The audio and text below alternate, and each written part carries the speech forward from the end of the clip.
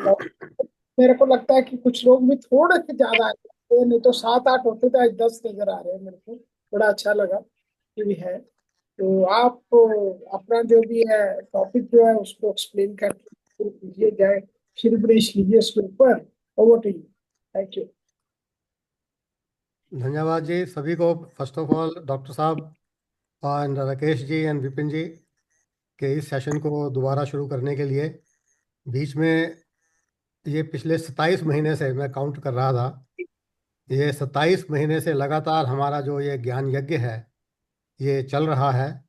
और मेरे ख्याल में इसका जो श्रेय है राकेश जी और संजीव जी को तो जाता ही है, पर उससे ज़्यादा आप सबको जाता है कि जो हर सेशन में आकर इस यज्ञ में, ज्ञान यज्ञ में अपने कीमती समय की आहुति डाल रहे हैं। यज्ञ में बेसिकली आहुति ही डालना होता है, तो आप लोग अपने जो कीमती समय है, जो सबसे कीमती है, उसकी आप आहुति डाल रहे हैं। तो 27 महीने हो चुके हैं। उस 27 महीने में से 20 महीने हमने जो गीता का ज्ञान यज्ञ है उसको पूरा किया, उसकी पूर्ण आहुति डाली थी। अभी उसके बाद भीम जी ने बहुत ही अच्छा आयुर्वेद के ऊपर, आयुर्वेदिक से किस तरह से अपने स्वास्थ्य का जो है ध्यान रखा जा सकता है, उस पर बहुत अच्छी तरह से सबको अवगत कराया। अभी हम फिर से, I will take you back to our आत्मज्ञान, ब्रह्म ज्ञान। गीता में जो ज्ञान दिया गया है वो आप सभी ने पिछले 40 सेशन में उसको सुना, समझा भी होगा और उस पर कुछ अमल भी किया होगा, या कुछ आपको उसके बारे में और अधिक जानकारी प्राप्त हुई। इस सब को जो है गीता में जब ये भगवान कृष्ण ने अर्जुन को उपदेश देना शुरू किया तो 700 श्लोक के बाद अर्जुन ने कहा कि मेरा मोह नष्ट हो गया है और अब मैं युद्ध करने के लिए तैयार हूँ। अब वो तो अर्जुन था और ज्ञान देने वाले भी श्री कृष्ण भगवान थे। तो हम जैसे प्राणियों के लिए कि हम गीता का कितनी बार भी अध्ययन कर लें तब भी मेरे ख्याल में हम ये नहीं कहेंगे कि हमारा जो मोह है वो नष्ट हो गया है, या हमें जो है ज्ञान प्राप्त हो गया है, या हमें समझ में आ गया है। तो ये इसको, और इसके कई रीजन हैं, तो इस पर एक विचार करने की ज़रूरत है कि क्यों हम अभी तक जो है, या हमने इसको दोबारा भी सुना होगा, बहुत पढ़ा होगा। तो हम जब अगर नेक्स्ट टॉपिक लेने से पहले हम इस पर थोड़ा सा चर्चा करेंगे कि जिस इससे पहले कि हम नेक्स्ट टॉपिक लूँ।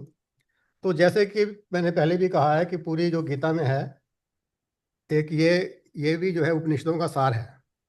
और पूरी गीता के अंदर जो एक उपनिषदों का एक महावाक्य है उसी का पूरा वर्णन है, और उसी के बेसिस पर भगवान कृष्ण ने अर्जुन को कर्म योग का उपदेश दिया, भक्ति योग का, कर्म योग का। तो हमारे जो उपनिषद हैं उन उपनिषदों के 5 महावाक्य हैं। पहला महावाक्य है तत्त्वमसि, वह परमात्मा तुम ही हो। इसका अर्थ है तत्त्वमसि, वह परमात्मा तुम ही हो। और गीता में भगवान ने इसी महावाक्य का विस्तार से 3 पार्ट्स में वर्णन किया है। दूसरा महावाक्य है जीवो ब्रह्मई केवलम, जीव ब्रह्म ही है, केवल ब्रह्म है। ब्रह्म, नॉट भ्रम, इट इज ब्रह्म। तीसरा है जीव ब्रह्मो न परः, जीव ही ब्रह्म है, इसके अलावा कुछ नहीं है। चौथा महावाक्य है आत्मैव ब्रह्मा, आत्मा ही ब्रह्म है। और पांचवा है अहम ब्रह्मास्मि, मैं ही ब्रह्म हूं। अब ये जो 5 महावाक्य हैं, ये पांचों महावाक्य इसी क्रम से बताए गए हैं। और भगवान कृष्ण ने जो सबसे पहला महावाक्य है इसका वर्णन बड़ी डिटेल में किया। इसमें जैसे कहा कि तत्त्वम असि में 3 पद हैं। पहला है तत्, फिर त्वम और फिर असि। भगवान ने पहले त्वम पद का वर्णन किया। त्वम का अर्थ है कि जैसे जीव, मैं या आप, कि आप कौन हैं, आपका क्या स्वरूप है। और फिर भगवान ने तत्, तत् मीन्स दैट, जो ईश्वर परमात्मा ब्रह्म, उसका वर्णन किया। थर्ड है असि, इन दोनों में क्या इक्विटी है, क्या इक्विटी है, बेसिकली इन दोनों में आपस में क्या संबंध है, इसके बारे में वर्णन किया। और उसके बाद अर्जुन का मोह नष्ट हुआ। तो ये जो ज्ञान दिया गया पूरा का पूरा, इसमें हम सब ने इसको जो है कि सुना है, 20 महीने से 40 सेशन में उसकी रिकॉर्डिंग भी सुनी हुई। मैंने अभी इसको एक बुक फॉर्म में जो भी जो मैंने बोला, थोड़ा सा उसको और इम्प्रूव करके एक सिस्टमेटिक वे में ये जो बुक भी मैंने इसकी प्रिंट की है। तो अब इसमें थोड़ा सा मेरे को फीडबैक चाहिए आप लोगों से कि आपको क्या समझ में आया, क्या आपने इसके बारे में समझा। तो 3 छोटे छोटे प्रश्न हैं जो मैं आपसे अभी पूछूंगा, और उसके बेसिस के ऊपर फिर हम आगे बढ़ेंगे। पहला प्रश्न है, मैं कौन हूँ, मेरा क्या परिचय है। दूसरा प्रश्न है कि जीवन में मेरा क्या लक्ष्य है। और तीसरा प्रश्न है, क्या मैंने इस लक्ष्य को प्राप्त किया। बड़े छोटे छोटे प्रश्न हैं, और इसी क्रम में आप जो है वन बाय वन कि बताएं कि आप इस प्रश्न का क्या उत्तर है, अपने शब्दों में जो भी आपको समझ में आया है उसको जरा बताने की जरा चेष्टा करें। तो सबसे पहले आप अ, जैसे जैसे मैं नाम बोलूँगा आप अनम्यूट करके थोड़ा सा 1-2 मिनट के लिए जो भी आपको समझ में आया है जरा बताने की कोशिश करें। तो सबसे पहले कौन बोलना चाहेगा? देवेंद्र जी, आपसे शुरू करें। तो हाँ आप जी। अनम्यूट करके, हाँ, के 3 प्रश्न हैं, आप वन बाय वन इन तीनों प्रश्नों का एक ही बार में, बट इसी सीक्वेंस के अंदर, कि मैं कौन हूँ, मेरा क्या परिचय है, मेरा जीवन में लक्ष्य क्या है, और क्या मैंने इस लक्ष्य को प्राप्त किया। तो अपने शब्दों में जरा बताने की कोशिश करेंगे। Okay Bhim ji, thank you very much, बहुत अच्छा लगा और बहुत ही आनंद आया आपके इस ज्ञान को सुनकर, जो आपने 40 टाइम में, 40 सेशन के अंदर में और अभी बुक्स बना के लिखा है कि मैं कौन हूँ। अब तक तो हमको पता ही नहीं था कि मैं कौन हूँ। अब पता चला कि मैं कौन हूँ। मैं शरीर नहीं हूँ, मैं बॉडी नहीं हूँ, इससे भी बहुत आगे हूँ। और उसको समझने के लिए अपने आप को समझना बहुत जरूरी है। और मैं क्या चाहता हूँ, मेरा लक्ष्य क्या है और मैंने क्या प्राप्त किया। हमने तो इसके बाद में यही सोच लिया है कि जीवन आत्मा है और आत्मा ही आनंद है, और आनंद से रहना चाहिए, किसी चीज के साथ जुड़े नहीं रहना चाहिए। Nothing is mine. 1 सेकंड के अंदर सब नष्ट हो जाता है, सब नष्ट हो जाता है, कुछ भी नहीं रहता। अभी बहुत सी घटनाएं हुई जो उनको देखकर अगर हम पुराने होते तो अभी तक दुखी होते। हो गया, जिसका जिसके साथ संबंध था वो उतना करके इस संसार से आगे चला गया। अब हम भी देखते हैं, ये मेरा, ये मेरा, ये मेरा, मैं पैसा प्राप्त करूं।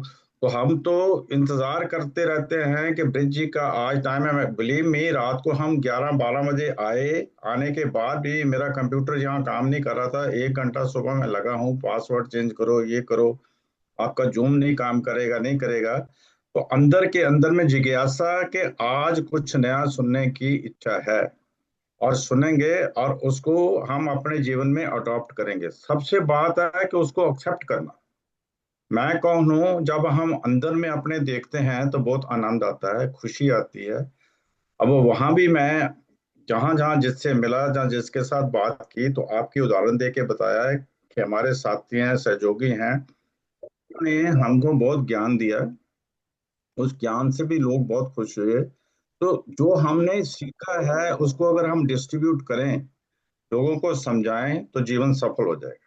परमात्मा ही सब कुछ है, गॉड इज देयर। कुछ लोग जो हैं कहते हैं परमात्मा नहीं है।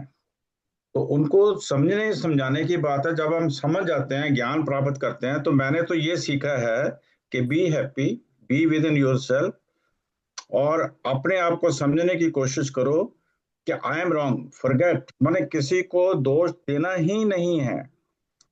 जो भी कर रहा हूं, कर्णहार करतार, उसको हम तो एक सुबह उठकर भी हाथ जोड़कर प्रार्थना करते हैं कि मेरी उंगली पकड़ के तुम मेरे को सही रास्ते पे ले जाना। तो हमको, जैसे आपने कर्मों के बारे में बताया, ज्ञान इसका हुआ कि कर्म करने से ही, अच्छा कर्म करोगे अच्छा फल मिलेगा, अच्छा कर्म करोगे अच्छा फल देता भगवान, ये तो गीता का ज्ञान। तो भगवान कृष्ण ने बोला, वो करना नहीं चाहते थे। तो जब बीच बीच में जब अर्जुन को शक हुआ, दुखी हुआ, कुछ हुआ, फिर भी उसको समझाने की कोशिश की। कितनी डिटर्मिनेशन इससे मिलती है कि जो आपने किसी को अडॉप्ट करने के लिए कहना है और वो खुद अडॉप्ट करेंगे, तो आप जीवन में सुखी रहेंगे। बहुत अच्छा लगा, बहुत कुछ धन्यवाद सीखा। धन्यवाद देवेंद्र जी, आपने बहुत ही डिटेल में एक्सप्लेन किया। अभी नेक्स्ट विपिन जी, आप। Thank you very much. Thank you ji. Okay. Vipin ji, आप अनम्यूट करके आप जरा बोलें। देखो, मैं कौन हूँ? मैं तो एक शरीर हूँ जो भगवान ने हमें नीचे भेजा है, और लोगों के जो दुख सुख को जो है हम कैसे जोड़ के पूरा कर सके, ये क्या है। तो मैं कोई शक्ति नहीं हूँ मात्र। शक्ति जो ऊपर बैठी है वही हमें जो डायरेक्शन देती है, उसी के मुताबिक है। लक्ष्य तो ये होता है कि एम्बिशन क्या है, कि मेरा मिशन तो हमेशा यही रहा है कि मैं किसी के लिए काम आ सकूं और उसकी देखभाल कर सकता हूँ।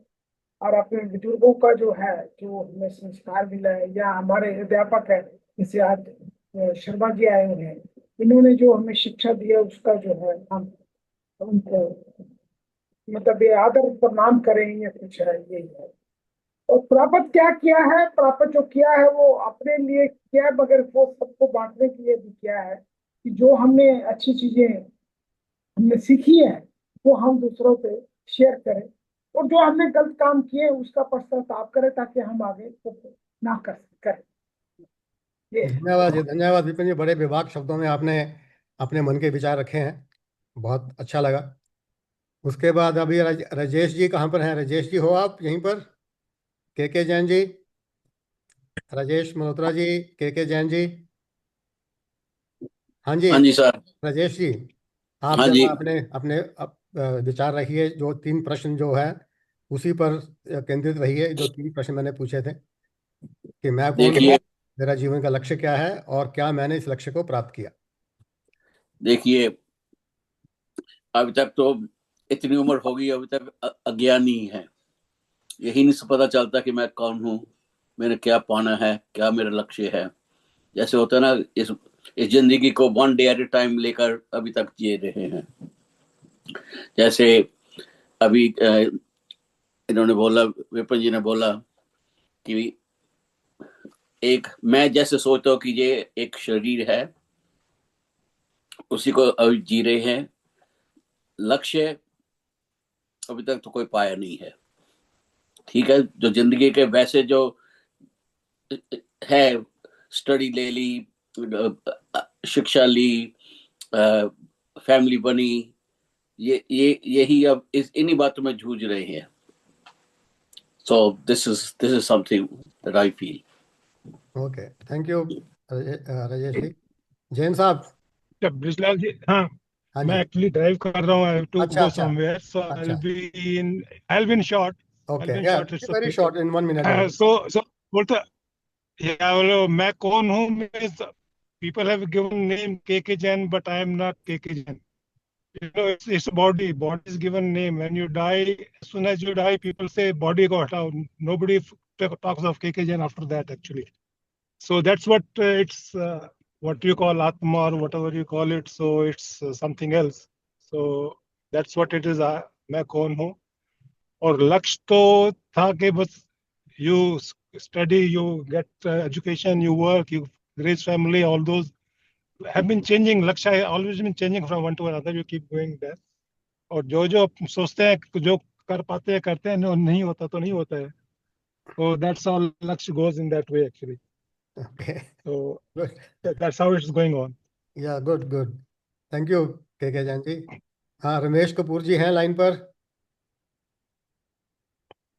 अगर रमेश जी सुन रहे हैं तो अपने विचार रखें. Yeah, sure. हाँ जी.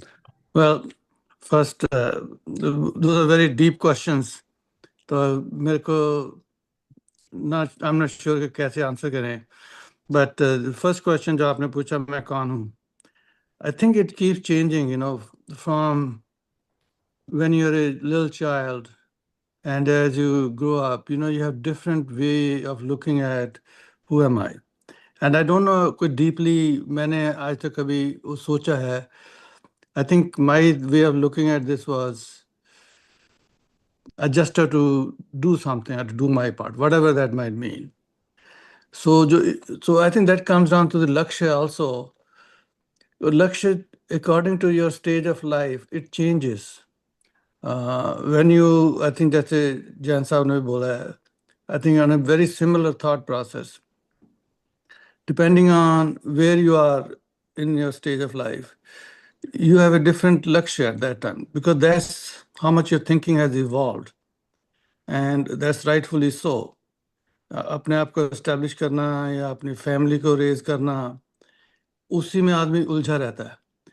And so I think when we get to our stage of life where we are now, that's when you start thinking more in abstract forms कि what is it that I want to achieve.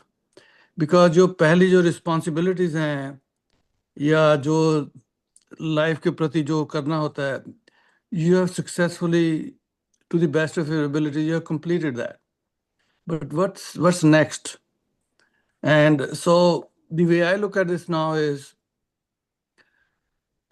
having that peace is like you have to be at peace with yourself. You have to be, as Devendra ne bola hai कि happiness.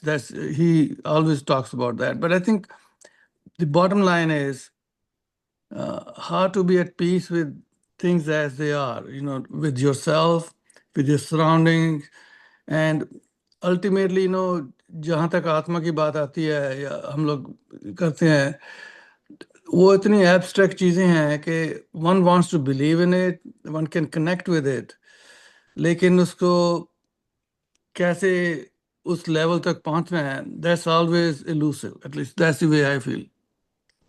Okay. Thank you Ramesh ji for a very curt response basically. मैं अभी भीम जी, अंत में भीम जी से पूछूंगा. हालांकि भीम जी मेरे से ज़्यादा ज्ञानी हैं, तो फिर भी ये इनको ज़रा बताएंगे अपना.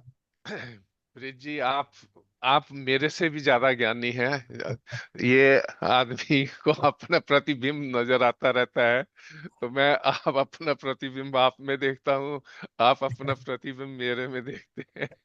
तो ये हमारे दोनों के सौभाग्य की बात है. वैसे इसमें कोई बुरी बात भी नहीं है. लेकिन मैं जितने भी विचार सबने दिए हैं उनसे सहमत हूँ कि जो लक्ष्य है, मैं कौन हूँ. मैं तो एक परमात्मा की क्रिएशन हूँ. उसने मेरे शरीर में एक आत्मा दी है और आत्मा के कुछ कर्तव्य दिए हैं, और जो जितने भी हमारे भाई हैं उन्होंने अपने वे में उस लक्ष्य को ठीक तरह से ही एक्सप्लेन किया है. क्योंकि लक्ष्य जो है ये चेंज ही होता रहता है. आप बचपन में पढ़ाई में लगे रहते हैं, उसके बाद में आप मैरिड होते हैं, तो लेकिन उसकी रियलाइजेशन पहले नहीं होती है. उसका कारण होता है, जैसे मैंने पहले भी बोला था कि आयुर्वेद में हमें ये क्यों नहीं बताया गया. अब हमें जब समय मिल रहा है तो अब हमें कई चीजें समझ आ रही हैं कि ओ ये बात ऐसे थी इसलिए ऐसा हुआ. लेकिन फिर भी इस स्टेज पे आके सभी चीजें, चाहे हमें कितना भी एक्सपीरियंस हो गया है, वो लोगों के नए एक्सपीरियंस से जरूर क्लैश होता है. और उसमें संसारिक रूप से बोल रहा हूं, तो उसमें जो हमारी एज के लोग हैं, ये बड़े दुख की बात है. कई लोग डिप्रेशन में भी चले जाते हैं, गुस्से में भी आते हैं, कहते हैं क्या हुआ. छोटे जो हमारी क्या नाम है, इज्जत नहीं करते हैं। तो मैं एक आपको पर्सनल लाइफ से एक बताने वाला हूँ, खास बात है। हमारी जो बहू है, उसकी माँ जहाँ आई तो उसने कहा कि जी आप अपने ससुर की सेवा किया करो, इनको खाना बना के भेजा करो। तो मैंने उसके आगे हाथ जोड़ दिए कि आप मुझे इस मुसीबत में मत डालो, क्योंकि ये खाना लाएगी, इसको कब सूट करता है, कब आएगी, इसने अपने हिसाब से करना है, और मेरी भूख मर जाएगी, मैं इसको गाली दूंगा जबकि इसका कोई कसूर ही नहीं है। तो मेरा एक जो मैंने मेन कंक्लूजन निकाला है, don't expect anything from anybody, don't be dependent on anybody. अपना जो जीवन का है रास्ता खुद ही सिलेक्ट करो और उसी रास्ते पे चलो। वाइफ है, बच्चे हैं, पोते हैं, नाती हैं, किसी से अगर जब भी आप एक्सपेक्टेशन लगाओगे, आपको निराशा ही मिलेगी। और ये गीता का भी एक उसमें आ जाता है कि आपने एक्सपेक्टेशन नहीं लगानी है, आप खुद करो, स्वयं कर्म करो। बाकी जो ये है कि जो जो जीवन चल रहा है, इसको ये हमें अपने कर्मों का ही फल मिल रहा है। जो भी हमारे साथ हो रहा है, हमें पता नहीं है हमने कर्म कैसे किए हैं, लेकिन जो भी हमारे साथ अच्छा जब बुरा होता है, वो कर्मों से ही होता है। और कई लोग ये विचार लेके रहते हैं कि जी उस आदमी से आशीर्वाद ले लो, ये लो। अरे ठीक है, आशीर्वाद अच्छी बात है, लेकिन आशीर्वाद क्या करेगा जब तुम्हारे कर्म ही ऐसे हैं। अपने को सत्मार्ग पे चलाओ, तो उसका आपको प्रोसेस में वो शुरू में तो मुश्किल लगेगा, लेकिन अगर आप सही मार्ग पे चल रहे हैं, फिर परमात्मा से भी प्रेरणा मिलती है, वो भी आपको उस डायरेक्शन में ठीक लेके जाता है। अब आते हैं हमारी उम्र पे। अब हमारी तो हमने तो सारा कुछ पीछे का देख लिया। मैं कल जब मैंने बाई चांस लेक्चर देना था, मुझे एक बात की बड़ी खुशी हुई कि मेरे अपने टीचर स्कूल टाइम के, उनका फोन आया और मेरा उनसे काफी कांटेक्ट है। तो वो कहने लगे कि मैंने भीमसेन आज तुमको फोन इसलिए किया है कि आज मेरा जन्मदिन है और मैं 94 इयर्स का हो गया। मुझे इतनी खुशी हुई। और वो ऐसे पुरुष हैं, आपको हैरानगी होगी, जो कभी बीमार नहीं हुए हैं, कोई गोली नहीं लेते हैं। तो मैंने उन्हें पूछा कि आप क्या कर रहे थे, तो अब जो उन्होंने बात बोली है वो आप ध्यान से सुनना है। वह अपने लड़के के पास रहते हैं, उनकी बहू जो है उसको अर्थराइटिस है। मैं इन सब के कपड़े प्रेस कर रहा था।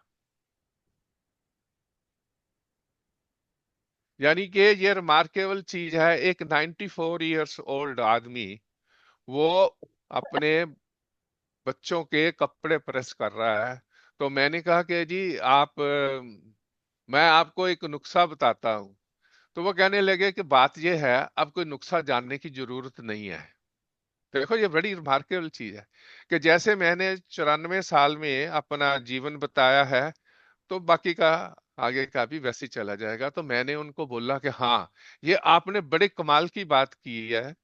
मैं अभी 2 हफ्ते पहले अपने डॉक्टर, यहाँ पर ना ईयरली चेक होता है आपका हेल्थ का, तो अपने डॉक्टर और अपने कार्डियोलॉजिस्ट के पास गया, क्योंकि मुझे ब्लड प्रेशर की प्रॉब्लम रहती है। तो दोनों ने ही पूछा, वो हमेशा यही पूछते हैं, अब आपका ब्लड टेस्ट होता है, सब कुछ ठीक था। तो वो कहने लगे जी कि आपको प्रॉब्लम है। मैंने कहा जी, जब सुबह उठते हैं ना, थोड़ी अकड़ होती है।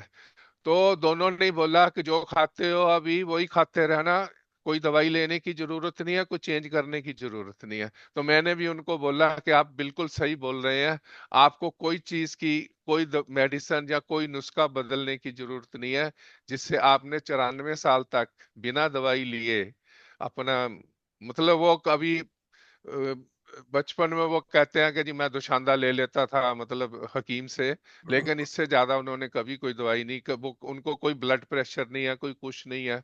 और बाल जो है, आपके भी बाल काले हैं, आपसे भी काले हैं उनके बाल। तो ये है कि आप अपने जीवन को कैसे चलाते रहे हैं, और लेकिन जो डोमेस्टिक प्रॉब्लम्स हैं, वो भी उनके लाइफ में अभी तक हैं। तो ये डोमेस्टिक प्रॉब्लम्स ये साइड बाय साइड चलेंगी, लेकिन हमने जो अपना, अभी आप लक्ष्य की बात कर रहे थे, तो मैं जब पीछे मुड़ के देखता हूँ, जो मैंने माइलस्टोन्स सेट किए थे वो सब मैंने अचीव कर लिए हैं। एक्चुअली मैं ये कल वाला लेक्चर देने के लिए तैयार नहीं था, क्योंकि मैं आपको पता है 24 में मैं इंडिया आया था, और घर के आके रेनोवेशन कराई, तो सभी कहने लगे ये क्या सामान रखा हुआ, मेरे पास बहुत कुछ पड़ा था, इसको बाहर फेंको, और मैंने फेंक दिया, सच बात है। और सडनली ये जब इन्होंने रिक्वेस्ट की, तो मैं शीशोपंज में पड़ गया, तो भी ये तो बात गड़बड़ हो गई। तो मैंने अपना जो, वो अभी उस, मतलब मैं उसको जूनियर समझता हूं, पर वो अभी 67 का है। तो मैंने उसको फोन किया, यार तेरे पास कुछ स्लाइड्स पड़ी होंगी जो हम प्रेजेंटेशंस करते थे, क्योंकि हमें स्टाफ को भी सिखाना होता था। तो कहता हाँ हाँ मैं अभी भेज देता हूँ। तो फिर मैंने उसी उन्हीं स्लाइड से फिर प्रिपेयर करके जो लेक्चर तैयार किया। तो मुझे बड़ी, मतलब हुआ कि मैं यार, अभी कोई भी प्रश्न कैसा पूछा जा सकता है, आप एज एक्सपर्ट बात कर रहे हो, आपको हर चीज का।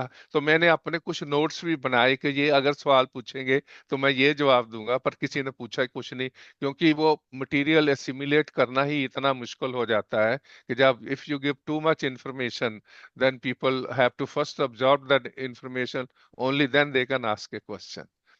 तो मेरा तो यही कंक्लूजन निकाला है कि मैं बिल्कुल आजकल आनंद में रहता हूं, और आपसे बात करके, अपने मित्रों से बात करके बड़ा ही मजा आता है। धन्यवाद जी भीम जी, आपने बड़ी अच्छी तरह से इसको कंक्लूड किया है, जो भी प्रश्न मैंने पूछे थे। और एक बात मैंने नोटिस की है कि इसमें जो प्रश्नों के जो उत्तर जो दिए हैं, आपस में काफ़ी सिमिलरिटीज़ भी हैं सब में।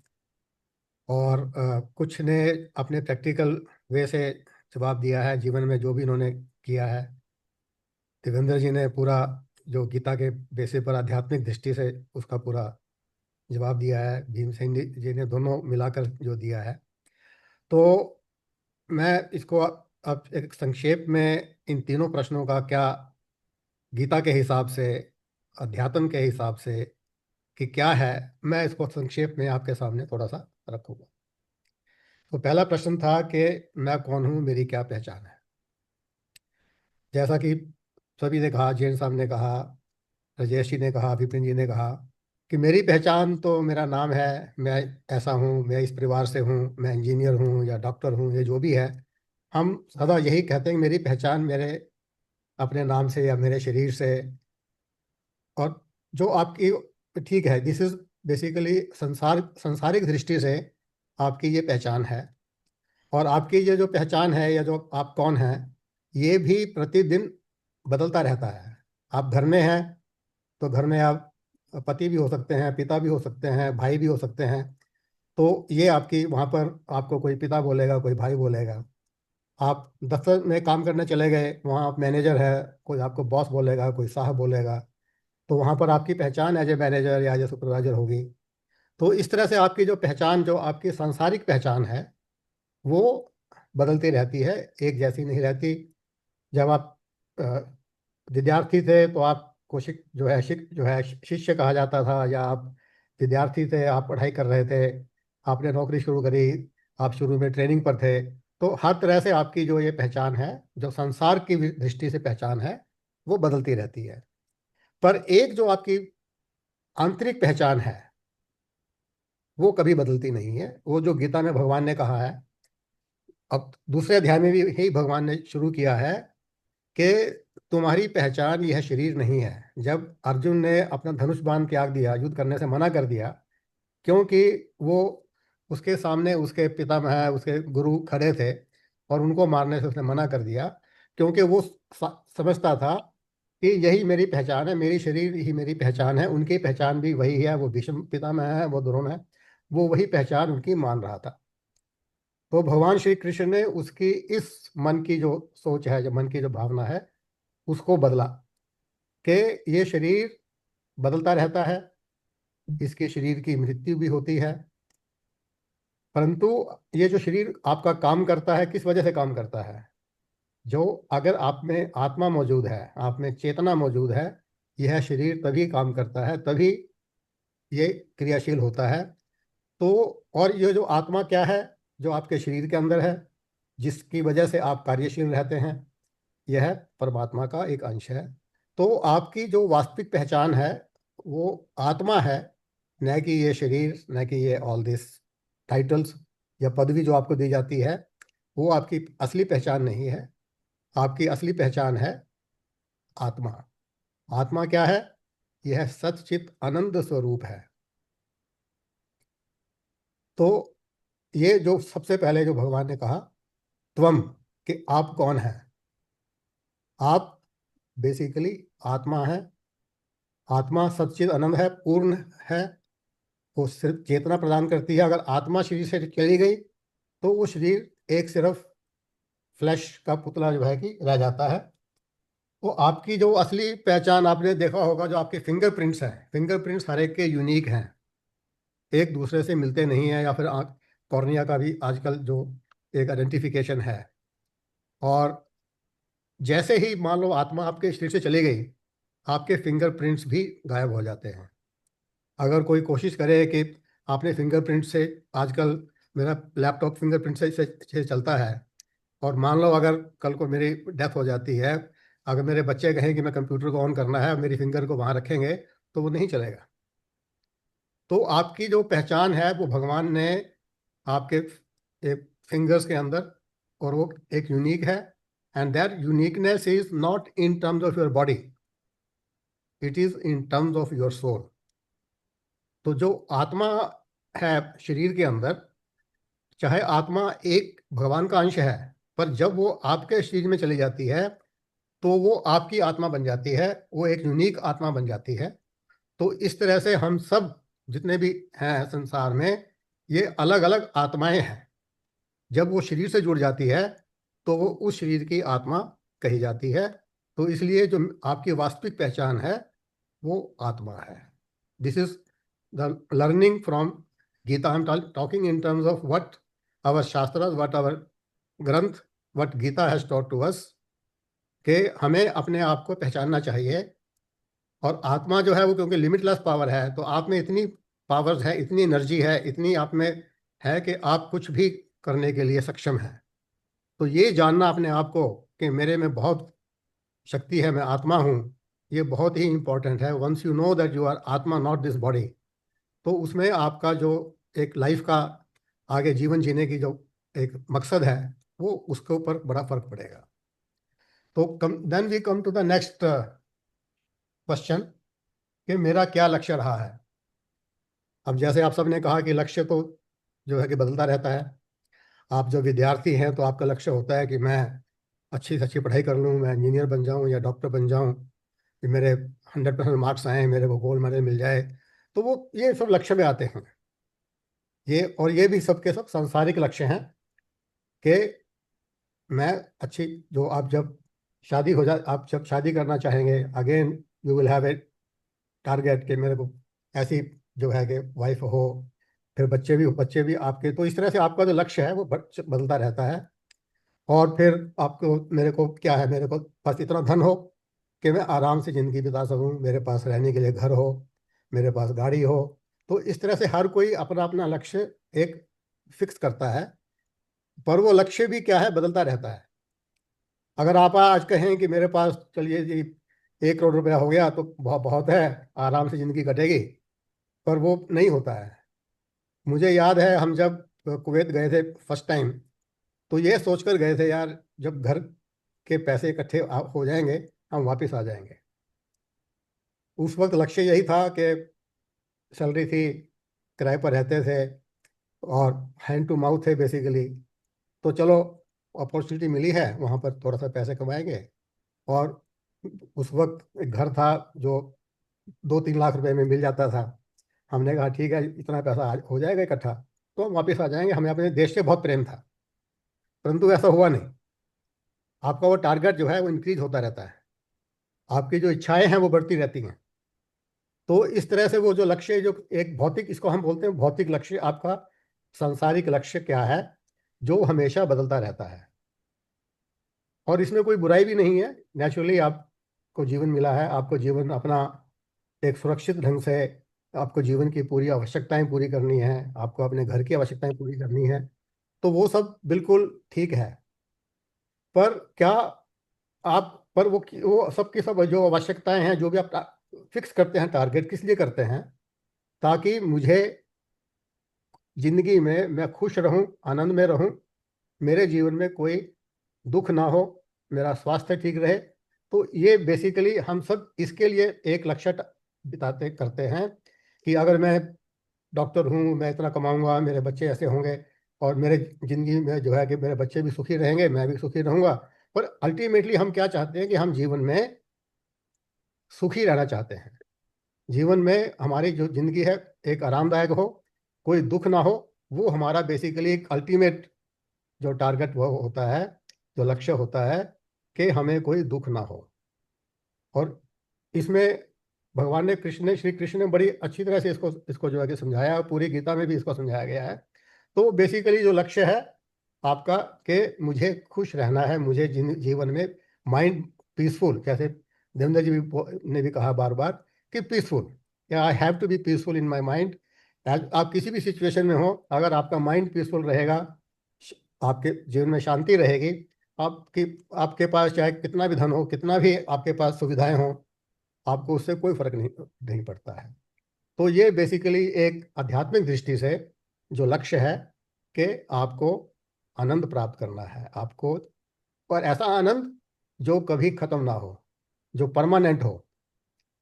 अब फिर इसलिए जो तीसरा प्रश्न आ जाता है कि क्या मैंने वो लक्ष्य प्राप्त किया।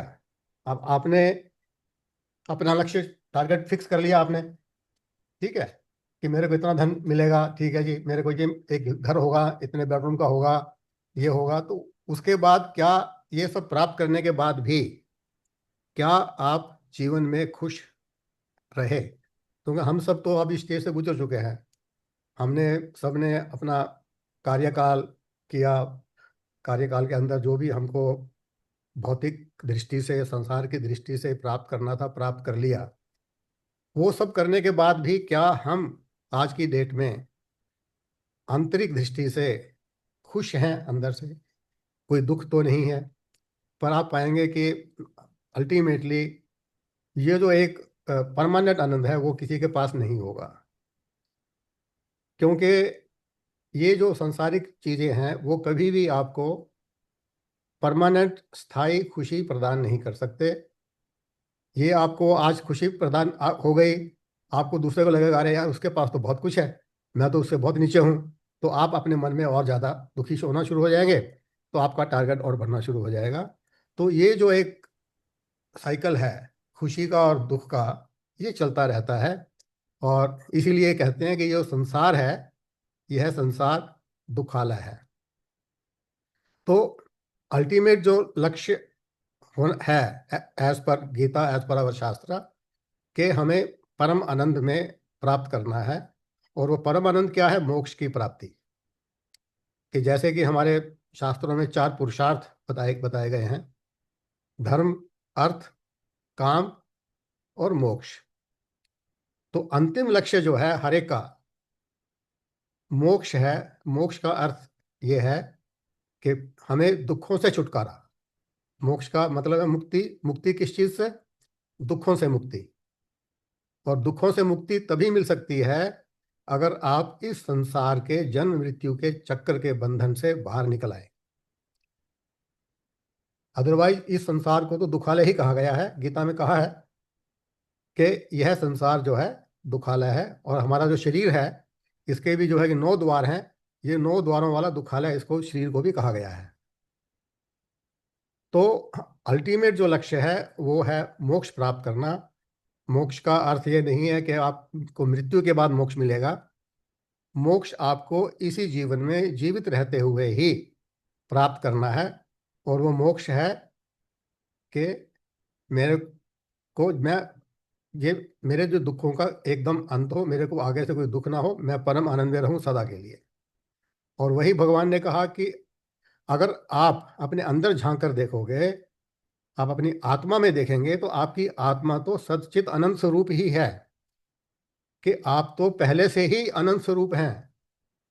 अगर आप बाहर की तरफ ना देखकर, संसार की तरफ ना देखकर अपने मन को अपने अंदर ही मोड़ लेंगे तो आप पाएंगे कि ये जो आपके अंदर ही आनंद मौजूद है, पीसफुलनेस मौजूद है। तो इसीलिए पूरा का पूरा जो एक हमारा ज्ञान है, गीता ज्ञान है, वो इसी पर निर्धारित है कि हमने अपने मन के भावों को किस तरह से संसार से हटाकर अपने मन के अंदर, अपने अंदर मोड़ना है और उस आत्मा को जानना है कि जो आत्मा आप में निवास करती है। और वो आत्मा क्योंकि परमात्मा का अंश है, अल्टीमेटली फिर आपको परमात्मा या ब्रह्म को जानना है। ये इन 3 प्रश्नों से बेसिकली आपको पूरे ओवरऑल गीता का जो ज्ञान है, क्या मकसद है, क्या पर्पज है, उसके बारे में आपको पता लग जाता है। तो और भगवान ने जो हमको ये मानव जीवन दिया है, ये बहुत ही दुर्लभ है और दिया भी इसीलिए है क्योंकि मानव जीवन के अंदर ही आप इस मोक्ष को प्राप्त कर सकते हैं और किसी जन्म में नहीं।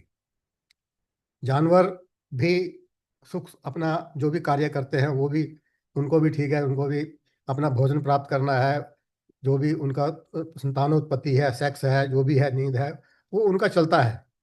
पर जो एक मनुष्य को ही एक बुद्धि दी गई है और बुद्धि में विवेक होता है। वो अच्छे और बुरे में, धर्म क्या है, अधर्म क्या है, पाप क्या है, पुण्य क्या है, इसमें भेद करने का उसमें विवेक होता है।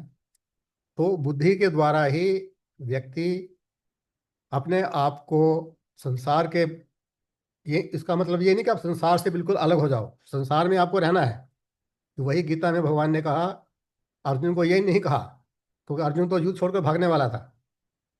भगवान कृष्ण ने अर्जुन को उसको कर्मयोग का उपदेश दिया इसी वजह से कि कर्मयोग करते हुए कैसे आपको अपने मन को स्थिर करना है कि जो आपका कर्तव्य है वो आप निस्वार्थ भाव से, बिना किसी फल की जो है कि उसमें आसक्ति ना रखकर ये कर्म करना ही आपका उद्देश्य होना चाहिए।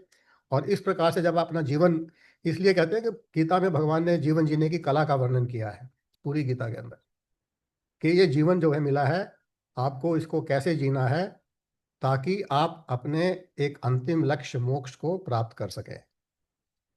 तो इस तरह से भगवान ने इस गीता में ये सब कुछ कहा है। अब हम जो है कि आगे जो मेरा जो एक विषय है, ये सब तो आप सुन चुके हैं, देख चुके हैं। हमारे जो शास्त्र हैं, अब आपको पता है कि गीता भी एक उपनिषद है बेसिकली, सभी उपनिषदों का इसमें सार है। तो मेरा जो अभी नेक्स्ट टॉपिक होगा वो उपनिषद बेस्ड होगा। ये नहीं कि मैं किसी एक सीक्वेंस में किसी उपनिषद को लूँगा और उसके बारे में आपको बतलाऊँगा। मैं इसको एक विषय के साथ लेकर जाऊँगा कि एक पर्टिकुलर विषय वो आपको सारे उपनिषदों में मिलेगा। तो मैं उसको एक कंडेंस फॉर्म में जो भी विषय होगा एक वन करके आपको उसके बारे में थोड़ा सा अवगत कराने की कोशिश करूँगा ताकि आपके में के ज्ञान में वृद्धि हो। हम सब अभी वो एक आर्थिक दृष्टि से उस स्टेज को पार कर चुके हैं। वो हमारा मकसद नहीं है कि हमने धन कमाना है, क्या कमाना है। ये हमारा, जैसे हमारे शास्त्रों में 4 आश्रम भी बताए गए हैं, ब्रह्मचर्य आश्रम, गृहस्थ आश्रम, वानप्रस्थ आश्रम और संन्यास आश्रम। ये प्रत्येक आश्रम 25 साल का बताया गया है। अब हम जो ब्रह्मचर्य आश्रम है, विद्या प्राप्त करना, वो आश्रम को हम पार कर चुके हैं। गृहस्थ आश्रम भी हमारा, हम अपने गृहस्थी जीवन से बेसिकली फ्री हो चुके हैं, बच्चे सब अपने सेट हैं, सब कुछ सेट है। तीसरा है वानप्रस्थ आश्रम। वानप्रस्थ आश्रम में उसमें होता है कि आंशिक त्याग, आपको अपने जो एक एक्सपेक्टेशन, जैसे भीम जी ने कहा कि आपको एक्सपेक्टेशंस का त्याग करना है, आपको किसी से कोई एक्सपेक्टेशन नहीं रखनी है। तो ये होता है 75 ईयर्स तक, और इसमें से काफ़ी तो हम इस एज को भी पार कर चुके हैं। तो ये वानप्रस्थ आश्रम भी हम पार कर चुके हैं। तो अभी देखा जाए शास्त्रों की दृष्टि से, सनातन धर्म की दृष्टि से, विपिन जी को छोड़ के मैं भी, या संजीव जी अब भी हैं, कि हम जो है अभी संन्यास आश्रम में प्रवेश कर चुके हैं। संन्यास आश्रम का मतलब ये नहीं है कि आप अपना परिवार छोड़ के जंगलों में चले जाओ और भगवे कपड़े डालकर संन्यास धारण कर लो। संन्यास आश्रम का मतलब है यही कि हमने अपने अंतिम लक्ष्य मोक्ष की प्राप्ति करनी है ज्ञान के द्वारा, और उसी ज्ञान को मैं आपके साथ अभी तक बांटता रहा हूँ और आगे फिर मैं बांटूंगा। तो जो अगले एपिसोड से हम इसको एक बड़े ढंग से और सिस्टमेटिक वे से स्टार्ट करेंगे।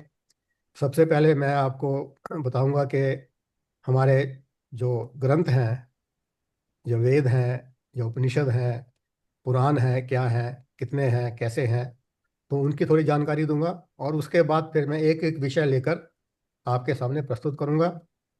तो तब तक के लिए धन्यवाद, और बड़ा अच्छा लगा आप सबसे सुनकर, आप सबसे अपने विचार जानकर कि जो कुछ आपने अभी तक सीखा है, गीता को पढ़ा है, पर इसको बार बार पढ़ना और सुनना भी जरूरी है। मैंने इसलिए इसको बुक फॉर्म में दिया है क्योंकि कई बार क्या होता है कि ये जो रिकॉर्डिंग है आप नहीं सुन पाते। एक ये रेफरेंस बुक की तरह है। इनफैक्ट ये जो मैंने अभी बुक लिखी है ये एक टेक्स्ट बुक भी इस्तेमाल हो सकती है, क्योंकि मैंने इसमें हर संस्कृत श्लोक का अनुवाद किया है वर्ड बाय वर्ड और फिर उसको एक्सप्लेन किया है। तो ये एक्चुअली बच्चों के लिए भी, अगर जब आप अपने ग्रैंड चिल्ड्रन को या किसी को भी अगर आप उसको पास ऑन करना चाहें, इसलिए मैंने ई बुक दी है, तो उनको थोड़ा सा इनकरेज करें कि वो उसको जो है कि पढ़ें, उसको समझें, और वो जितनी भी यंग एज से शुरू करेंगे पढ़ना उतना ही उनके लिए लाभदायी होगा। ये जरूरी नहीं है कि उनको भी इसमें जो है कि आध्यात्मिक में जाना है इमीडिएटली, पर जो भी वो स्टेज में है, जो भी वो कार्य कर रहे हैं, उसमें उनको जरूर डायरेक्शन मिलेंगी, उनको उसका लाभ होगा। तो इसी लिए मैंने ये इसको बुक फॉर्म में जो है कि लिखा है, इसको किया है ताकि इसका लाभ लोग उठा सके। सो धन्यवाद, आज के लिए इतना ही। तो विपिन जी। तो अभी मैं आपको अपने टीचर की ये दिखाता हूँ फोटो जी। हाँ जी। ये 94 के हैं, आप ओह, देख लो, इनके कोई झुर्री नहीं है फेस पे, बिल्कुल फिट लग रहे हैं। Very good. और ये राजेश के भी टीचर रहे हैं, मुझे पता है। हाँ हाँ। तो आप देख लो कि ही सो फिट और बिल्कुल बीमार नहीं है। लेकिन ब्रिजी में मेरे मन में एक बहुत बड़ा प्रश्न